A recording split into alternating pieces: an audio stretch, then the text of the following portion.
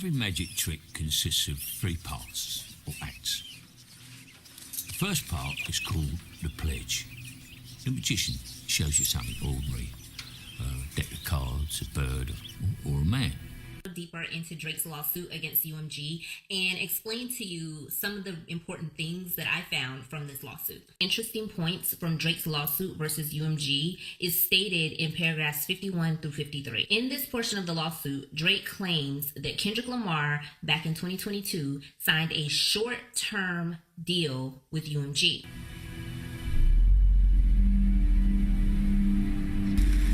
He shows you this object. Perhaps he asks you to inspect it, to see that it is indeed real, normal. But of course, it probably isn't. But part of the terms of his deal was that he wanted to see exactly what UMG was willing to do for him. He wanted to see if UMG could push him to the level of their biggest artist. Encryption. I hate to see the empire crumble on judges' convictions. This nigga pulled a rabbit out the hat and y'all love a magician. Drake. And he wanted to see them do it in a shorter time period.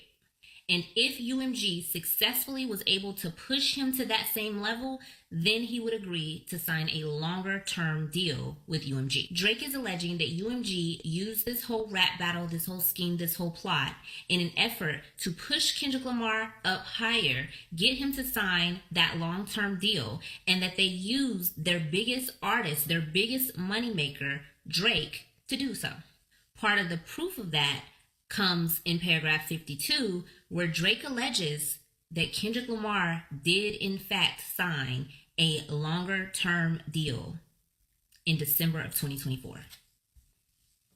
If that is true, if they go through discovery and find evidence that Kendrick Lamar did in fact sign a long-term deal in December 2024, and that Kendrick Lamar did in fact insist of signing a short-term deal back in 2022, and told UMG that I want to see you push me the same way, and I want to see you get me to that level. If that was part of the terms, and they can find that in discovery,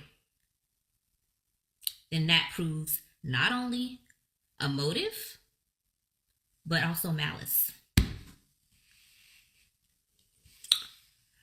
Whew. That means that a conspiracy was thought up and executed against Drake. The second act is called the turn.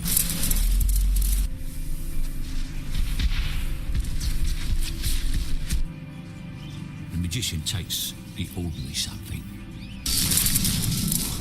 and makes it do something extraordinary.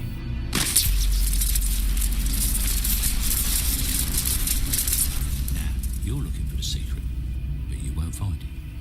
Because, of course, you're not really looking. You don't really want to know. You want to be fooled.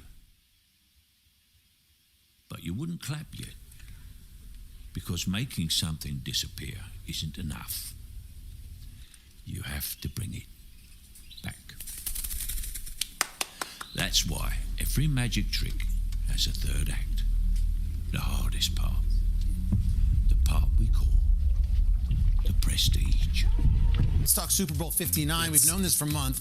Chart topper Kendrick Lamar scheduled to take the field this year's headlining performer in the Apple Music Super Bowl halftime show. And this, Justin, is going to be joined by a Grammy-winning... In the real world, there is no magic. There is nothing Kendrick Lamar or Drake can do to prevent the trauma that will be inflicted on their children due to this battle. Kendrick's kids are going to be bullied for their entire childhood about their father being cucked by Dave Free and hitting their mom, and Adonis will be hearing Dear Adonis and accusations about his father. To us, this all may have been an exciting rap battle, but to them, this is their whole life. We just saw it get permanently redirected. And if you think I'm wrong, you probably don't remember what being a kid's like. I remember kids getting heated over a generic Yo Mama joke, so imagine the ammunition kids are given when everyone knows the personal details of their parents' darkest moments and allegations. This wasn't a game capped off in a victory. This is more like a Greek tragedy. reminiscent of the plays of the time that explored themes of excessive pride, moral dilemmas, and the consequences of defying divine laws. So the question is, how did we get here? What motivated these men? What cultivated the environment that fostered the most vicious beef we've ever seen and probably ever will? These questions have yet to be answered, primarily because instead of doing an honest accounting of the history of events that took place in the 15 years Drake and Kendrick have known each other, we get more fan fiction full of revisionist history or outright lies. From spiteful dorks who are just happy to see the guy who's been holding the crown too high out of the reach of whoever they think deserves it, having his day of atonement for the concocted crimes of their imagination. Typically, their criticism being more reflective of the problems in their life than a real reason to criticize Drake. Angry feminists will blame his misogyny. Emotionally repressed wannabe alpha males will tell you he's soft. Hipsters will tell you he's pop and lacking in depth and so on, but 50 Cent expressed the true reality of the situation, in my opinion, having had been in the position himself that at the end of the day, people are always ready to see the king's head on a spike. Just a week ago. Yeah. And now they're acting like did you stink or something changed about you? All right, so when everybody's coming at you, right? When you're on top of the world, you feel the energy of all these people that don't have what you have. Right. And even if they're not coming directly, they're like saying indirect, sneak shit. They still would like the idea of you not. Of course, it goes a bit deeper than what 50 Cent shared here. Drake was fighting an uphill battle from the beginning, being the antithesis of the typical rapper. Being from Canada, where he was raised by a Jewish mom and of course had a famous acting career. And then you also add in the fact that he had more vulnerable romantic lyrics than the typical rapper, and that was going to be enough for most people to dislike and discount his career. So although it's true that whoever's at the top of the game is always going to receive the most hate due to jealousy, I think it was particularly vicious and personal with Drake because of all of those reasons, which is why a lot of times the criticism about his music would be more related to his personality than the actual music. There's only so much a man can take of being called soft and being called a simp. You gotta be tough around his girl, and you gotta be tough around his boys. Like, what's Wait, say it again? Repeat that though. I mean, I'm saying, but you're gonna be gentle with your girl, like. But that's. But I think what he's saying only to a certain point. Before your girl be like. That's my point, though. That's my point. He has that balance. He's like he gives you a little bit of that toughness, and he gives you a little bit of that softness, But right? we don't need that from Drake. I agree. I do think even the hardest gangster in the world, with as many bulldogs he have, one of them bulldogs die, he's gonna shed a tear, and ain't none of his dudes gonna be like, oh. Right. They're like, yeah, man, it's all right, man. You're gonna be good. You're gonna be good. But he goes back to being that tough dude the next day. With Drake, I feel like we got used to him being this soft and sensitive dude, and I was fine with that. I'm fine with that. But be the biggest you can be. Don't be a bitch. About the only thing I've really seen Kendrick and Drake fans agree on is the idea that the culture turned their back on Drake. But I think the reality is it was just a lot of resentment built up after 15 years that finally had a chance to explode when people had a convenient excuse to display their hatred for him as more than just bitterness or envy. And instead, they and Kendrick disingenuously pretend as if they care about protecting women and children and that they're only angry about the fact that Drake hasn't showed enough support for the black community that's helped make him wealthy. On its face, this may seem presumptuous and bad faith, but I have evidence to back up this claim. If this was motivated by the desire to ostracize any man that's either a predator or associating with predators, we would see the same critique being done with regard to Kendrick Lamar because of the type of people he's associated himself with. A long list of abusers, but we'll start with the two most famous. Kodak Black, who was once arrested for the rape of a high school student after a school nurse found bruises on her body, before eventually settling for a guilty plea to assault and battery, but not the rape charge. Dr. Dre, being the introduction to Not Like Us, was more salt in the wound and beyond ironic, as he's most famous pertaining to his love life for dating a 16-year-old, but apparently there's no reason not to keep him around. I mean, you're not walking home, right? Us, unless you offering a ride. Baby, this fool ain't got no car. He got one, but the cops are holding it hostage. Boy, don't pay his tickets. Never. Hey, Dre. need you to finish the track. Lonzo, later. Oh, I could drive you. Yo, me slay. You hungry? I know. Let's roll. France, right? I mean, it could be a fire, earthquake, hell, goddamn blizzard, and I still wouldn't turn away from what I'm seeing. Human. You know what I mean? It was sweet. You know, a sweet connection. He really wasn't my type. But at that age, I really didn't know what my type was. And that's unsurprising considering they started dating when she was just 16. Technically, I know the "why is he around" line was about Baca and his sexual trafficking allegation, but don't worry. Kendrick's got a sex trafficker around too, in case you felt you were going to escape a double standard there. Dealing with that many wild ass chicks. Basically the key is, because you know that's 5 different personalities. You feel me? That's 5 different personalities. It's all about manipulation, man. You just gotta have that mouthpiece. That's what pimping is, professional and manipulating people. P-I-M-P, professional and manipulating people. I guess birds of a feather really do flock together because manipulation seems to be the key to Kendrick's game in this beef as well. But we'll get to that later. The point is, unlike Baca, who had his allegations dropped and never faced any charges, this is an admission from Kendrick's friend, and it is his friend. This isn't just some old associate that he never sees now.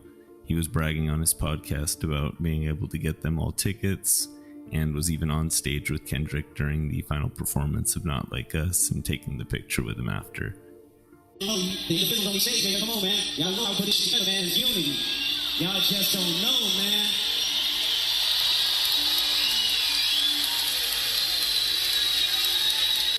Unfortunately, that's the problem. People don't know how hypocritical the message of Kendrick Lamar is because the hip-hop media give them one-sided, half-ass analyses of the situation to satiate their thirst for Drake blood. But Kendrick already said he was the biggest hypocrite of 2015. I know, sweet Kendrick stan. We'll get to him. But right now we're talking about you, because if you're going to pretend you hate Drake or think he should be canceled and removed from hip-hop for these reasons, then you need to keep that same energy for Kendrick. Especially when you start to compare the cases. You've got Smack admitting to it on camera versus Baca, who had an ex-girlfriend accuse him of it and dropped the charge. And you've got Dr. Dre grooming and eventually marrying and abusing, even shooting a gun at the woman that he met as a child.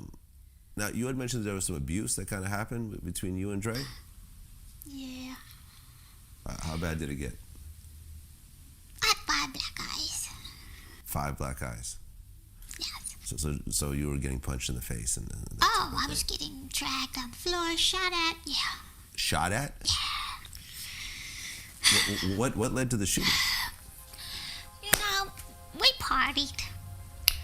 And I guess I don't know what I always did. And I always say, well, it could have been just me. So one day one night we was arguing, he went and got the gun. And I just made it through the bathroom door and and he shot at me and he missed me by that much. So he was trying to hit you? He almost did. I mean, if you're talking about... Yeah. It's not like he's shooting in the air or something. No, like he shot at me. So, are you the biggest hypocrite of 2025? And frankly, I wasn't even going to include this in the video until I was inspired by my buddy FD Signifier, who you're going to see in just a moment, who tried to imply Drake was somehow responsible for DJ Academic's recent comments where he was talking about sending a stripper to a 15-year-old boy's house. So for holding both artists accountable for their fans, then I think Kendrick has some explaining to do, because his was met trying to meet a 15-year-old girl and caught online on camera doing so. We're not playing this. Why is he? I'm not playing over the games. I have a life to attend to, bro. You feel me? I got responsibilities to take care of, bro. You feel me? Now I'm finna play no fucking cool. Motherfuckers just wanna take advantage and do some weird shit. But why didn't you block her when she said she's 15? I don't fucking know. You look at her. I don't fucking know. You feel me? I'm just hard right now. You feel me?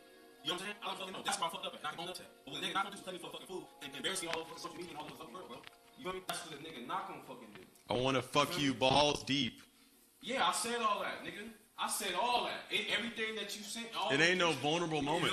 And please don't bother trying to convince me that they're really friends when DJ Academic's own friends clown him on his stream for Drake basically treating him like a side chick that he doesn't really have any interest in. You deemed that nigga for tickets to the concert. He 21 Savage had to get you them. Act this shit like that. He didn't see it. He didn't see it.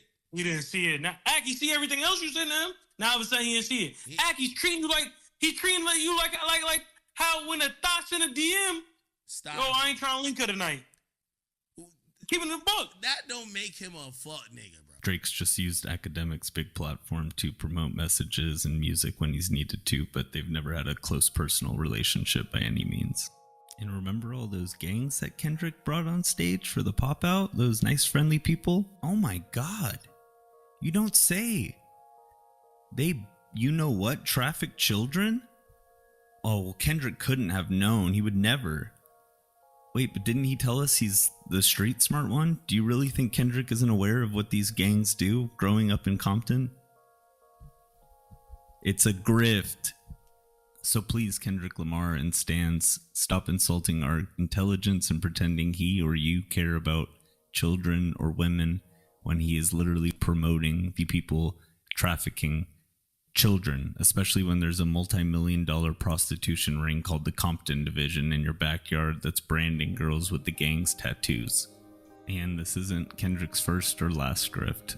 As much as people give Drake for not being more politically active or supportive of groups like Black Lives Matter, but Drake isn't the one like Kendrick cosplaying as the next Tupac and pretending to be a revolutionary while hiding during the actual biggest protest besides one appearance where he was masked with DeMar DeRozan, because Tupac didn't just rap about action or revolution, he actually put action to work. Code. I don't know exactly what do you mean by a code. I organized the OGs in the East Coast and the West Coast and the penitentiaries to come up with a set of codes of ethics for criminals, you know? Like, we're going to be against drive-bys, kidnappings, attacks on people that are not involved with the street gang, with the drug trade, or the illegal business at all. You know, all that kidnapping and shooting drive-bys out the car, we against that. And people who perpetrate that, they have to deal with the consequences when they go to jail. As you can see, Tupac differentiates from Kendrick. Instead of shaming civilians for calling cops when they get robbed, he was trying to protect the civilians and put the criminals in jail that belong there. The female rapper No Name did attempt to call Kendrick out, as well as some other top rappers, for not being more active. And Kendrick seemed to respond on Mr. Morale and the Big Steppers with his good excuse being that he was protecting his soul in the Valley of Silence. I could be more sympathetic in accepting this excuse from Kendrick, but it falls flat when he's been saying these same things in interviews since Damn, so you had several years. Correct me if I'm wrong, but I hear real themes of self-preservation on Damn. Yeah, definitely. But does it take a toll on you? At what point do you withdraw yourself back into something that you can control? Yeah, definitely. The best way for me to put it, the paper butterfly would be the idea of the thought of changing the world, you know, and how we work and how we approach things. Then would be the idea of I can't change the world until I change myself, you know. Again, nothing really wrong with the message. The problem is the messenger. He wants to criticize Drake for not giving anybody anything to believe in, making music that only pacifies people, essentially creating the idea that his music doesn't have any meaning or purpose because it's not political. Yet despite what he says in this next clip, he was essentially aing an avatar to the community when they needed him most. The success of that record didn't come from the accolades and the awards. For me, it came from people going out there and singing all right and middle of these streets and you know, taking pride and dignity and where they come from and where they want to go, you know, and express themselves. A lot of people don't have voices out here, so to see them actually express themselves through song, you know, to live to that road, that's confirmation for me. That's what's so frustrating about Kendrick. One moment he finds the ultimate validation coming from inspiring political action, the next he's telling us he's not our savior. Think about this. Why does he need to repudiate the desire of his fans to be their savior? The feeling didn't come from thin air. It's a result of a self-created messianic image, whether that be using Tupac's voice on To Pimp a Butterfly or telling his army, his words not mine, that he wants them to love him like Mandela, a man who led South Africa out of apartheid. Not to mention comparing his birth to the Immaculate Conception of Christ, claiming royal DNA, and yet still he shirks all responsibility to be politically active, scapegoating greedy capitalists. Yet, he perpetually self-aggrandizes his narrative that he pretends he hasn't authored, then disingenuously claims he doesn't want to be deified just to excuse being derelict in his role as a leader. So I asked the question, why does the culture seem so eager for Drake's blood? And I believe it's the subconscious insecurities 50 discussed, a desire to be number one or have our favorite artist as the top artist, and that makes the current crown holder a target for hate. But that doesn't explain the media bias, who essentially became a propaganda wing for PG Lang, despicably failing to highlight these hypocrisies already covered. I don't know if they were bribed by labels or ordered by agents, but since we can't prove that, there is a less sinister possibility. Today, hip-hop is split between the online and real world, despite the backlash against Drake and the misconception that Kendrick is now number one. Drake still finished first in 2024 for rap sales, but Kendrick's strong online fan base creates the illusion that he's the more popular artist, and content creators pandered to them, reinforcing this narrative even more, which I believe is because Kendrick's fans are more active online, with him having more than 4 times as many people in his Reddit community, despite Drake having almost 60 million more followers on Spotify. Add to this Kendrick's weaponizing issues of race, and he created a perfect feeding frenzy for these online fans accustomed to devouring that type of content, furthering division that objectively made rap a less welcoming place, and that should have been something everyone could condemn, but the fact that it wasn't, it was cheered on, is a reflection of the racially contentious era that we live in.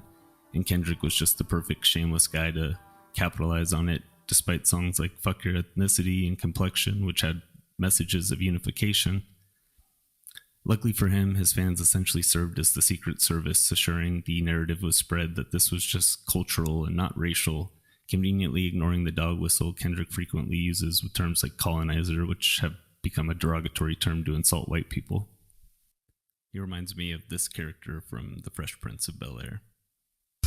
I mean, you're cool and all, but Carlton, well, he's not exactly our type. What do you mean, not our type? Well, Carlton is not like you and me. Carlton doesn't exactly exemplify what I think a Phi Beta Gamma is. Oh, and what is that? Well, it's not Ralph Lauren shirts and wingtip shoes in corporate America. We don't need a brother like him in this fraternity. Come on, man, let's go. I didn't get in. What? Why? Look, I don't know, man. Come on, just let's go. How dare you not take Will? He's full of potential. That's why we want him. It's you we don't want. Me? But I did everything. I cooked, I cleaned, I hand-washed the toilets. Everything your butler does for you. I'm not accepting no prep school, Bel-Air bred sellout into my fraternity. You think I'm a sellout? Why? Because I live in a big house or I dress a certain way? Or maybe it's because I like Barry Manilow. Being black isn't what I'm trying to be, it's what I am. I'm running the same race and jumping the same hurdles you are, so why are you tripping me up? You said we need to stick together, but you don't even know what that means. If you ask me, you're the real sellout. And if you ask me, Kendrick Lamar is the real scam artist and master manipulator in this situation, and frankly, it's him and his supporters' exclusionary, racist, and xenophobic attitudes that are really destroying the culture of hip-hop and the people that need to be removed from it, frankly.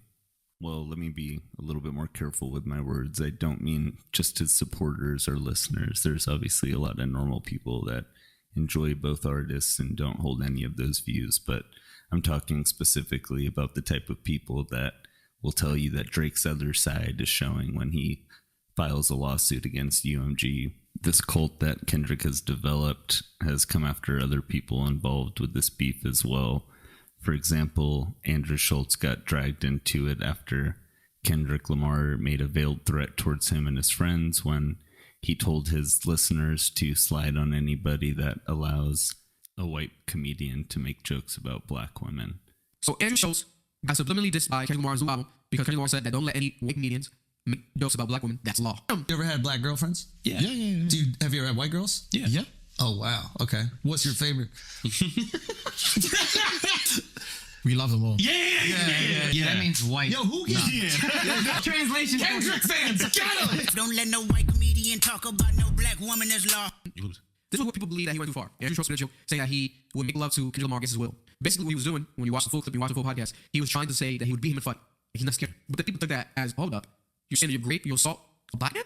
And you're a white man? So it went crazy. But Andrew Schultz, bless you, did a podcast, Brilliant Idiots podcast. Andrew Schultz said that he's been getting death threats, and his family is getting death threats online by Kendrick Lamar fans. But Andrew mentions me, and Andrew told me that this was actually recorded before he did the joke about making love to Kendrick Lamar. What was recorded before that? The reaction to him saying that he was getting death threats from Kendrick Lamar fans. So he was getting threats before making the Drake joke. Yes, exactly. So he was saying, hey, I received these threats just because I was on the album. I was getting threats from Kendrick Lamar fans in my DMs saying that I need to be a great consultant and my family needs to be. I've gotten that threats too. I built myself.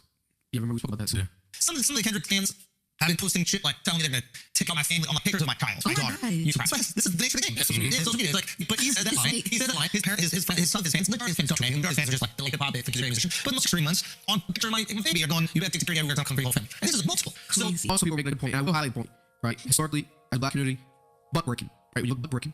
What's butt breaking? The history of sexual exploitation of black people by dominant society, particularly the sexual exploitation of black men. So there's a parallel between that joke and the butt breaking idea, the white man dominating a black man essentially.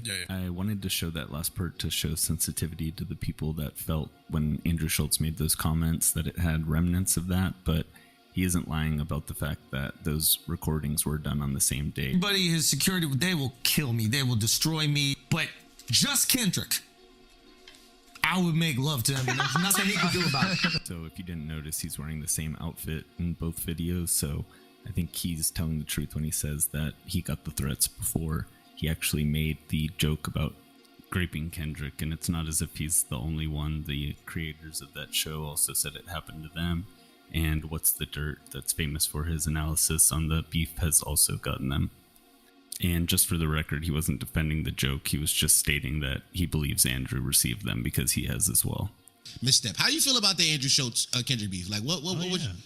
The only thing I could relate to him when he said, when he was like, the Kendrick fans were talking about my kids and like, we're talking about like murdering my family and stuff, right? I had those exact, I didn't find it funny, first off. No. I didn't find it that funny. Like, I don't even think I laughed once at that part. It was pretty. So you can see why I'm not really too hesitant in calling them a cult. They're basically Raps Swifties. And as ruthlessly as they attack anybody who criticizes Kendrick, they also promote the idea that Drake's career is now over, while also refusing to acknowledge any of Kendrick's faults. For example, the hypocrisy of being upset at Andrew Schultz while ignoring the fact that Kendrick has plans to make a movie with South Park, who's famous for racially insensitive jokes.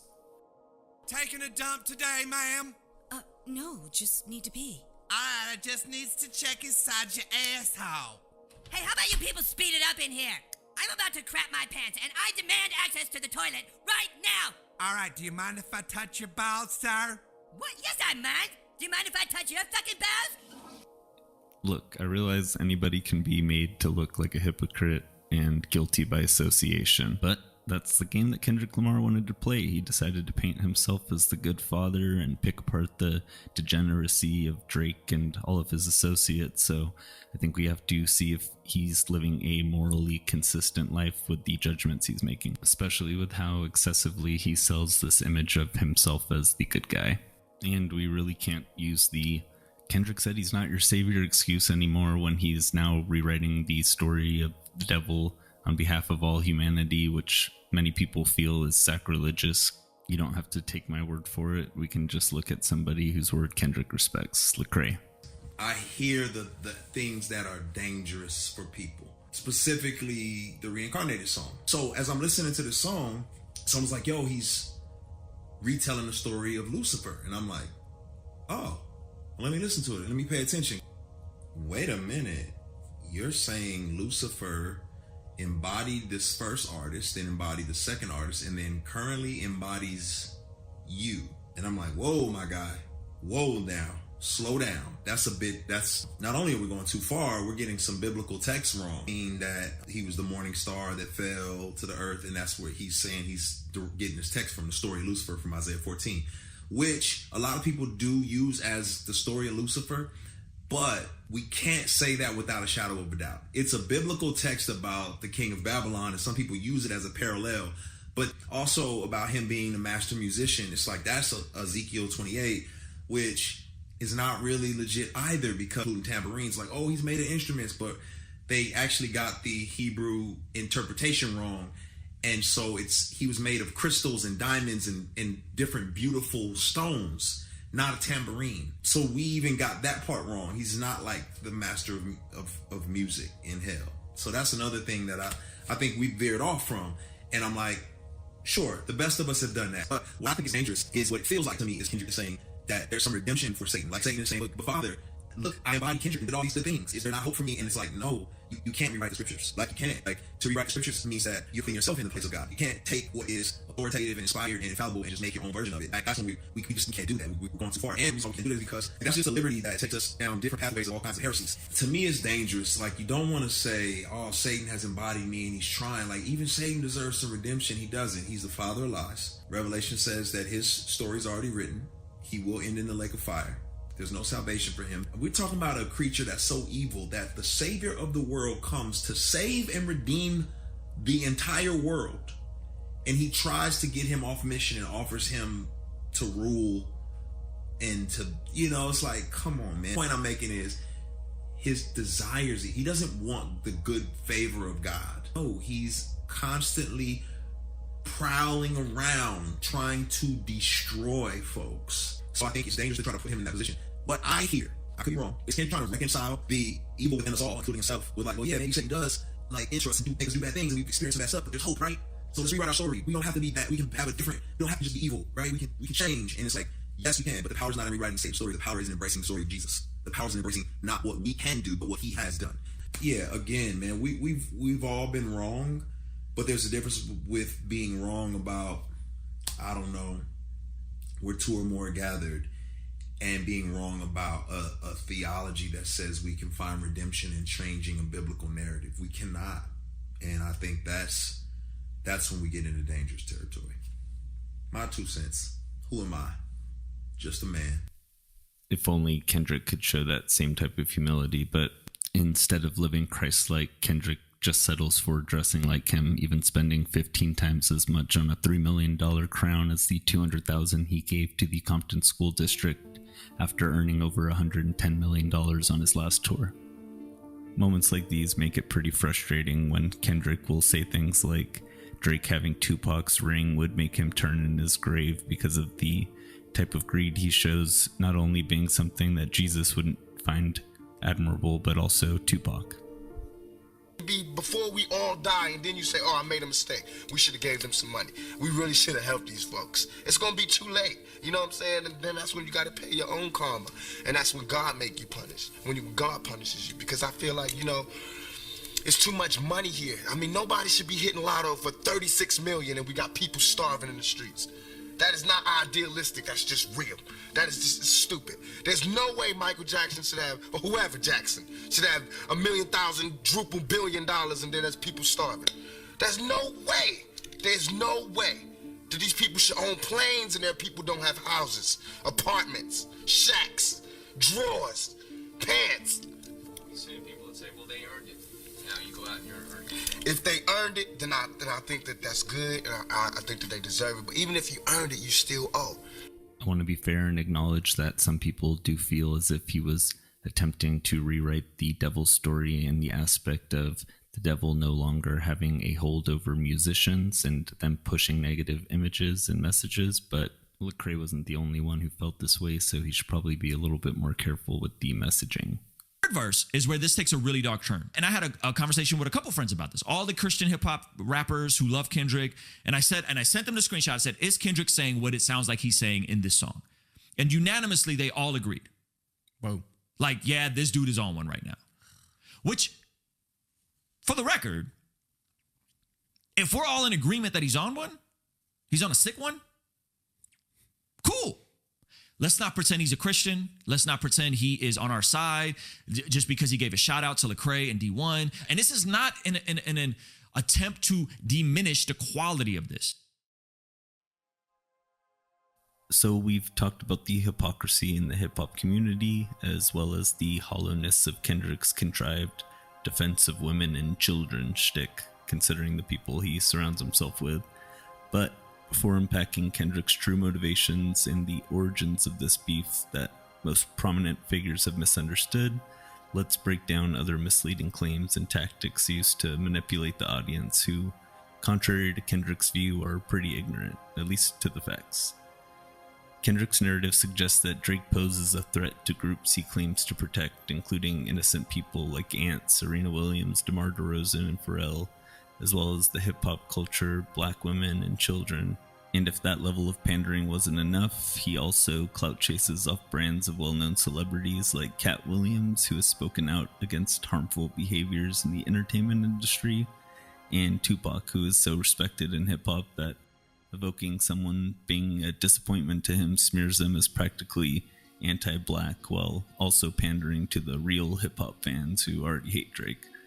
Kendrick's comments often suggest that he believes Drake isn't a real black man, and worse yet, he's a racist without knowledge of real struggles, nor is he connected to hip-hop genuinely. And this idea becomes clear in moments when Kendrick claims he can't say the N-word or discuss aspects of black culture he thinks Drake doesn't know, like FUBU and secret handshakes. So let's investigate how much of this is true.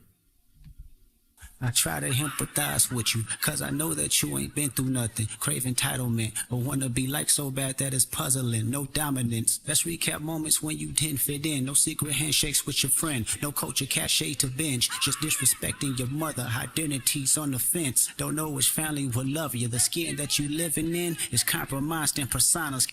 You can accuse me of mind reading, but when Kendrick brings up his race right after claiming Drake is entitled and has never been through anything, it's hard not to believe that there aren't some racial elements of that attack coming into play. There was actually a feature article written about Drake before his first album was released where they dispel a lot of these rumors about Drake's quote-unquote easy childhood. The writer states, "Dodging vulnerability has been a fact of Drake's life since childhood. His parents split when he was 3 years old. Only a child, he lived with his mother, who soon began battling rheumatoid arthritis, a condition that eventually prevented her from working, forcing Drake to become responsible at a young age. We would have this little drill where, Lord forbid something happened, if there was a fire or emergency, he would have to run outside and get a neighbor and call 911, Mrs. Graham said. His father, Dennis, who is black, was an intermittent presence, sometimes struggling with drugs, sometimes in jail. One thing I wasn't sheltered from was the pains of adulthood," Drake said. When something upset him as a teenager, he often told himself, "That's just the right now. I can change that. I can change anything. The hand that was dealt doesn't exist to me." From an early age, he'd been interested in performing, whether rewriting the lyrics to Mary Had a Little Lamb or spending time as a child model. By then, he and his mother were living in Forest Hill, a well-to-do, heavily Jewish neighborhood on the north side of Toronto where he attended local schools, often the only black student in sight. His mother is white and Jewish, and Drake had a bar mitzvah. At school, he struggled academically and socially, character-building moments, but not great memories, he recalled. In 8th grade, he got an agent and was soon sent off for the audition for Degrassi: The Next Generation, an updated version of the popular 1980s Canadian drama. He auditioned after school on the same day he said that he first smoked pot from a bong. Nevertheless, he landed the role of the wealthy, well-liked basketball star Jimmy Brooks, who was originally conceived as a white football player. Ernie is trying to figure out where he does fit in the world, having a white Jewish mom and a black, often absentee father, said Linda Schuyler, a creator of the show. It's almost a comfort factor with Jimmy Brooks. That was the antithesis of his life at the time. It was probably reassuring and a bit escapist for him to play that role. Sometimes he was hiding even when the cameras were off, sleeping on the show's set. "When I woke up in the morning, I was still the guy that could act and laugh," he said. "It's just that home was overwhelming." Along with Degrassi came a new, more diverse school closer to the set, where he tried rapping in public. As he got older, he also tried out his verses on one of his father's jailhouse friends who listened over the phone. Summers were spent with his father's side of the family in Memphis, where one of his cousins was dating the manager of the rapper Yo Gotti. There, Drake gained an affection for the energy of Southern rap, which contrasted with the headier material he had started making himself. I wanted to read that part of the article verbatim because it both contains a lot of evidence that Kendrick's narratives are false, but also some of the reasons why those narratives persist. One, because of the wealthier neighborhood that Drake grew up in, but what they leave out of that article is the family was able to afford rent there because they were sharing it with another family, with Drake living in the basement during his teenage years. It also talks about Drake's acting career, which is part of the reason why people assume he must have had money, but he actually raps about that on a song that he only had $50,000 as a salary and it would disappear quickly after helping his mother. Though as much as people want to believe that Drake had a cakewalk of a life before becoming a famous rapper, just because he was famous on television, that's not the case. There's nothing easy about being a kid that's forced to take care of your family because of your sick mother and your absent father. And it also dispels this idea that Drake had no real connection with black culture.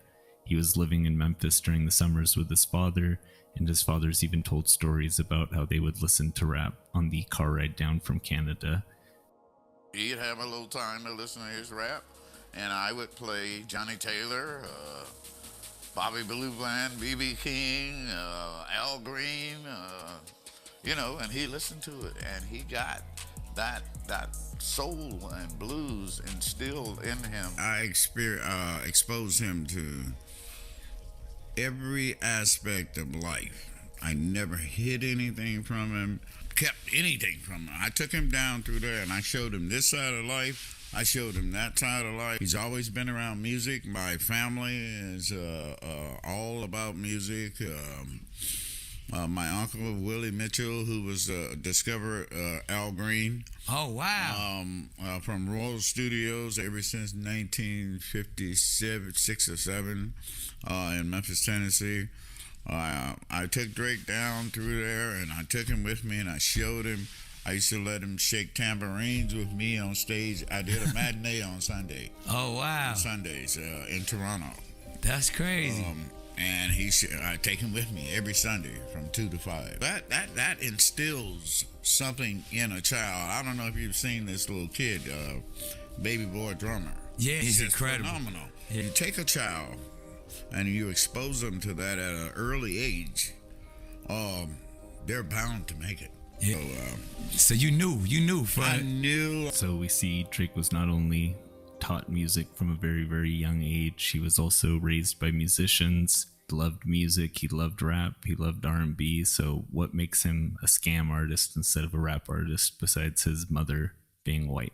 And if you want to blame him being from Canada as opposed to his mother's ethnicity, then why don't we apply these standards to Slick Rick, MF Doom, 21 Savage, Cannabis, Wyclef?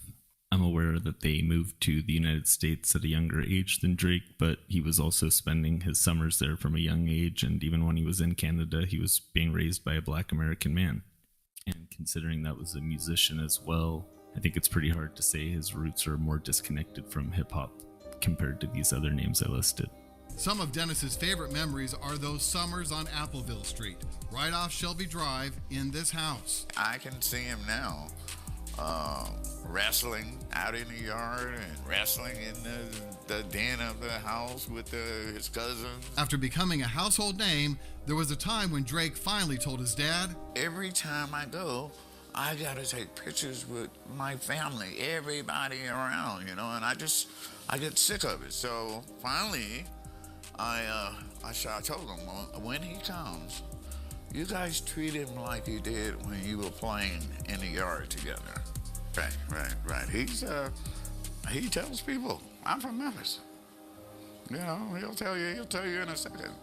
I'm from Memphis. That's my home. Beat you, and I like to understand, cause your house was never a home. 37, but you showing up as a 7-year-old. I try to empathize with you, cause I know that you ain't been through nothing. Crave entitlement, or wanna be like so bad that it's puzzling. No dominance. Let's recap moments when you didn't fit in. No secret handshakes with your friend. No culture cachet to binge. Just disrespecting your mother. Identities on the fence. Don't know which family will love you. The skin that you living in is compromised and persona. But Kendrick promised that he had no secret handshakes with his friends. He didn't fit in. Why would his dad talk about them this way?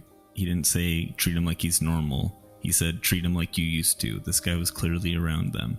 And his father might not have always been there, but he wasn't the sociopath Kendrick tries to paint him out to be. They still have a close relationship today. And while Dennis is first to admit he hasn't been a perfect dad, he's proud that with the exception of an occasional public feud with a few rappers, Drake has mostly kept it clean. He wasn't raised like that. That's not like, he's not from the hood, so to speak. He lived in the hood. childhood, he didn't acquire that mentality. And the two have an unbreakable bond. Our love is undeniable. I mean, like that's my heart.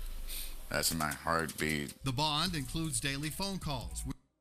Dear Dennis, you gave birth to a master manipulator. Even using you to prove who he is a huge favor. I think you should ask for more paper and more paper and more paper. I'm blaming you for heartless gambling addictions, psychopath intuition, the man that liked to play victim. You raised a horrible fucking person. The nerve of you, Dennis. As wild as the fans' reaction to this song was, it starts to lose a lot of its sting when you hear Dennis talking about Drake and his relationship.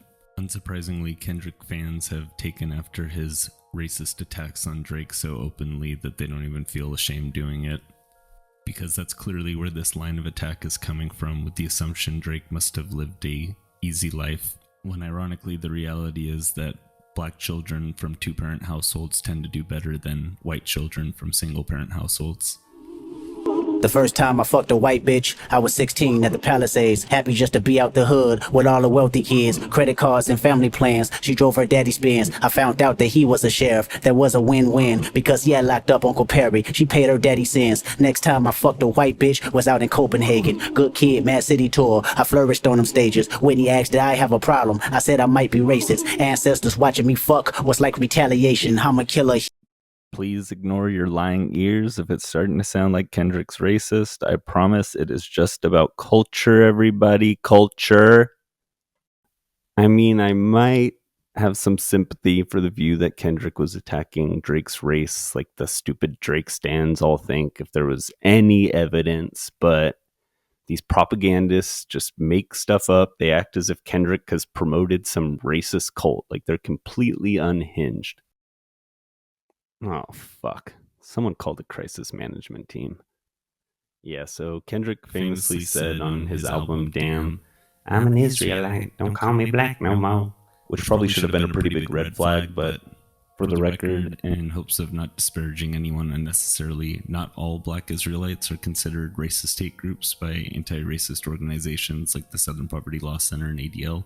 However, that's not the case with the group Kendrick's cousin belongs to, Israel United in Christ.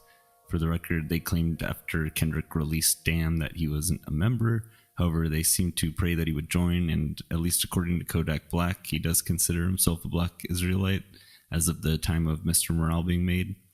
But perhaps he was smart enough to know it would be a bad PR nightmare, considering they recruited a warlord known as Butt Naked, famous for leading a child army that was doing human sacrifices and cannibalism.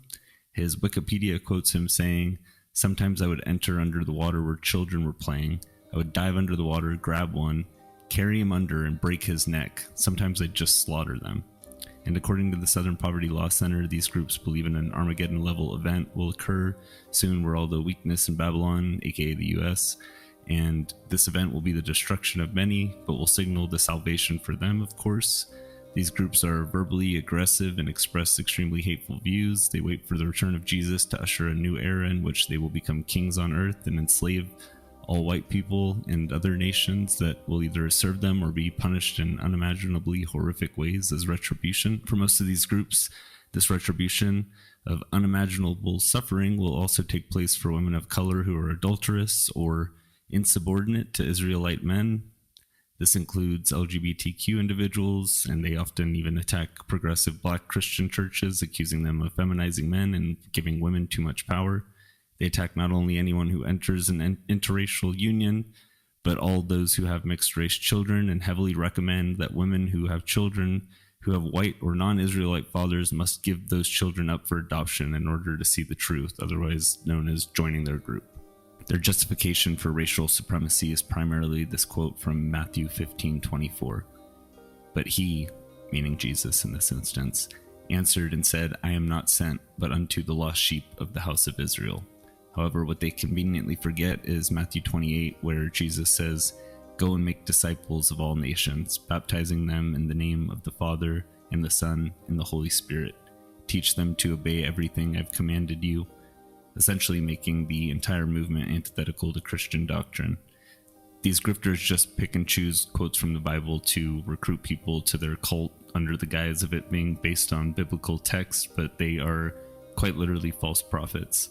They also believe Judaism is the synagogue of Satan, biracial children should be given up for adoption, white people are the devil, but of course Kendrick was never making this racial, it's just a cultural attack on Drake.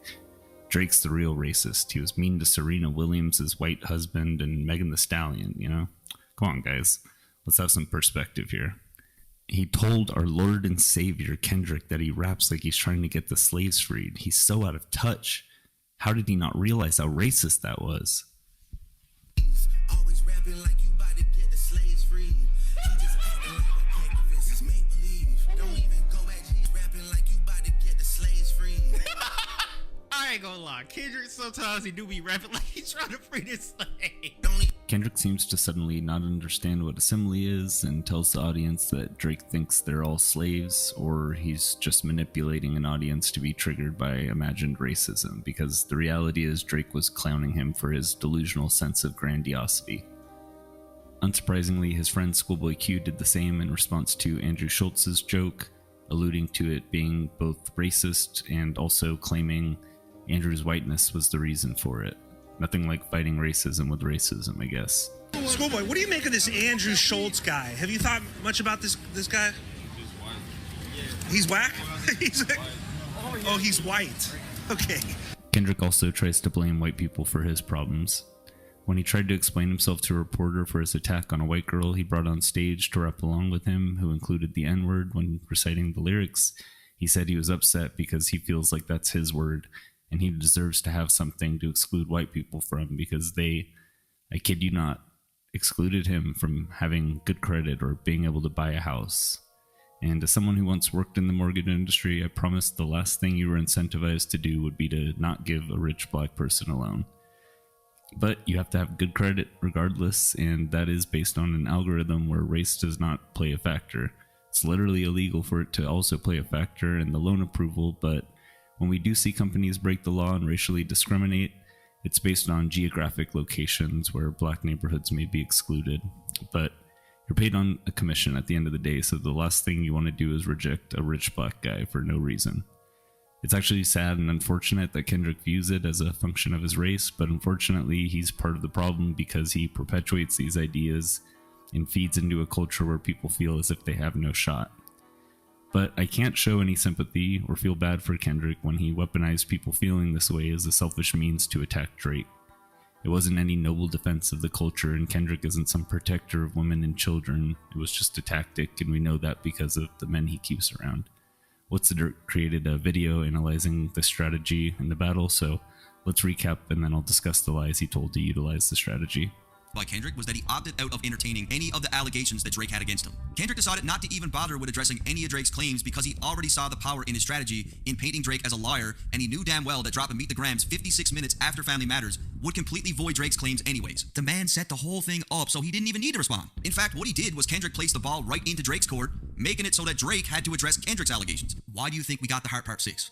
I'm way too famous for the shit you just suggested. At the end of the day, Kendrick was waiting for this moment for a very long time, and it shows. He crafted an impeccable strategy that included 1, the moral man tactic, making this a battle of good versus evil. 2, he understood the power of validating the public and their overall perception. 3, he studied Drake's past battles and had a clear understanding of what worked. 4, he planned out the timing of his record so that nobody on earth could have predicted it. 5, he weaponized the culture against Drake, painting him as a vulture in the process. 6, he beat Drake at his own game with a smash hit. And 7, he had a bunch of other noteworthy things that he utilized as well. What's the Dirt discusses Kendrick's skill in portraying Drake as a liar, which effectively led audiences to dismiss any claims he made about Family Matters, and I do believe it was particularly effective due to the extensive repetition in Kendrick's references to Drake, over 30 times labeling him a liar, manipulator, or fraud of some sort.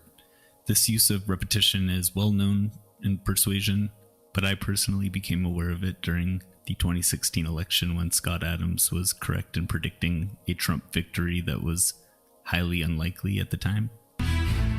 This is Scott Adams in early 2016 in the middle of the GOP primaries. Here we go.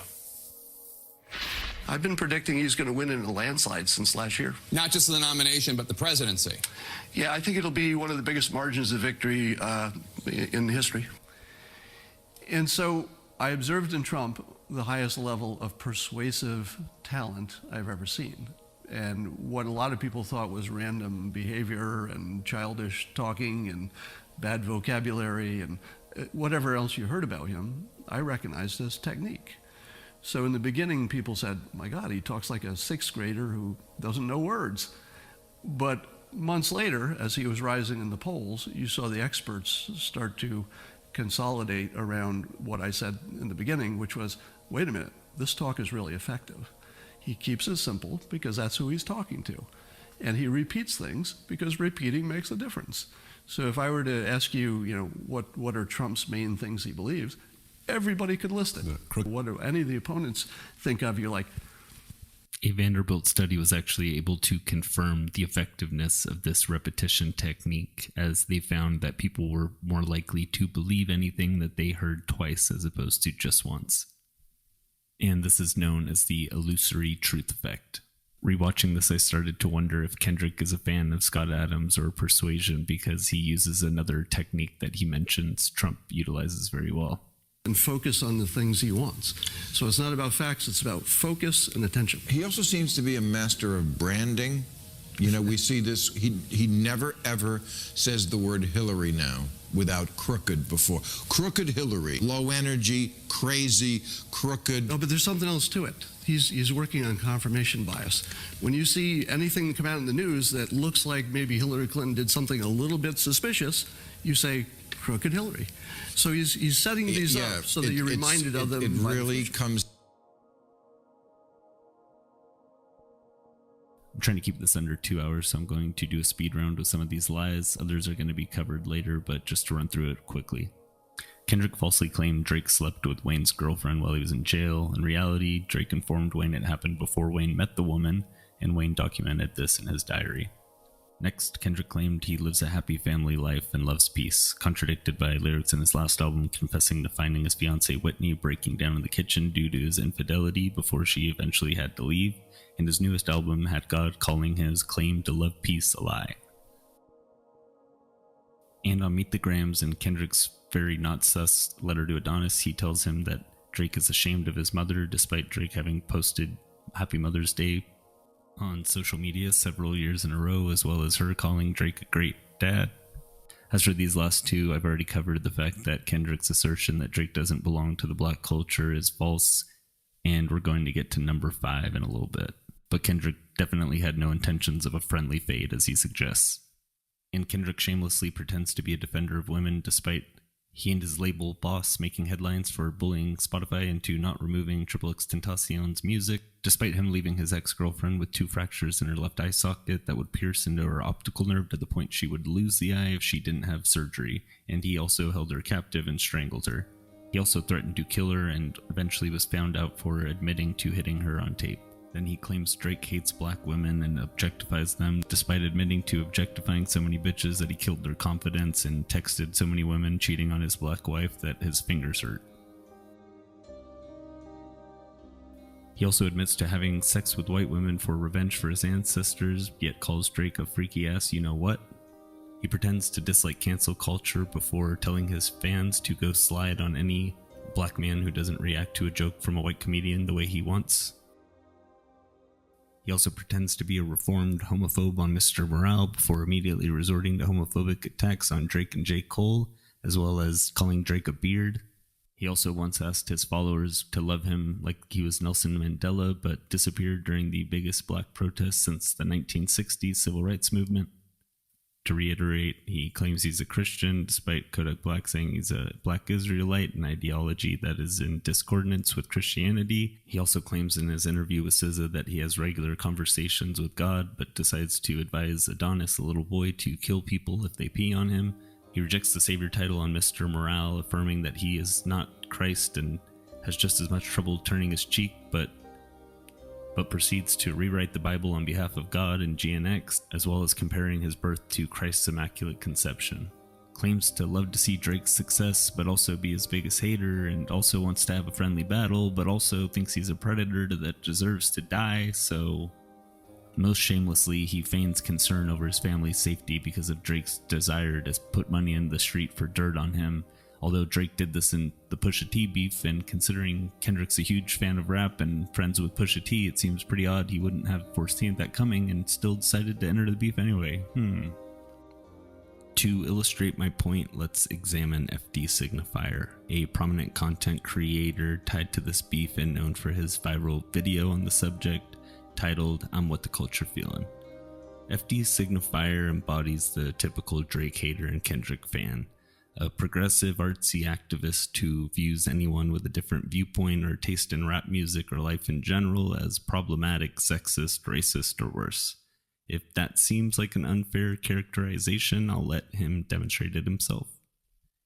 If Drake is your favorite rapper, you're probably a loser, or at least like the most boring person that any of your friends know. And also possibly shady and underage girls and just like weird and shit. Just keep it real. That's your favorite rapper. Not like you like some Drake songs, not like he goes off in the club. But if you like connect with Drake, if he inspires you, you probably suck. I'm just saying, this is your favorite music, your favorite. You probably think Transformers is like an amazing movie. You probably think Vanilla Ice Cream is spicy.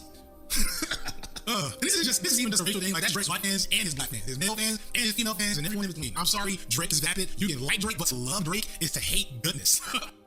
His commentary demonstrates how much bigger this situation is than a simple rap feud. This is a college-educated man with a family and children casually accusing people of pedophilia just for Drake being their favorite artist to an audience of millions, primarily based on his hatred for Drake. Yet these are the individuals who hold influence over the narratives. Unfortunately, because these dishonest people have the largest platforms, the audience tends to follow their lead. FD Signifier also claims confidently and without evidence that Drake fans are uniquely white, as well as shallow, vapid frontrunners, going as far as labeling them the Trump voters of hip-hop, a subtle implication they're also racist, and this is his big piece of evidence for that.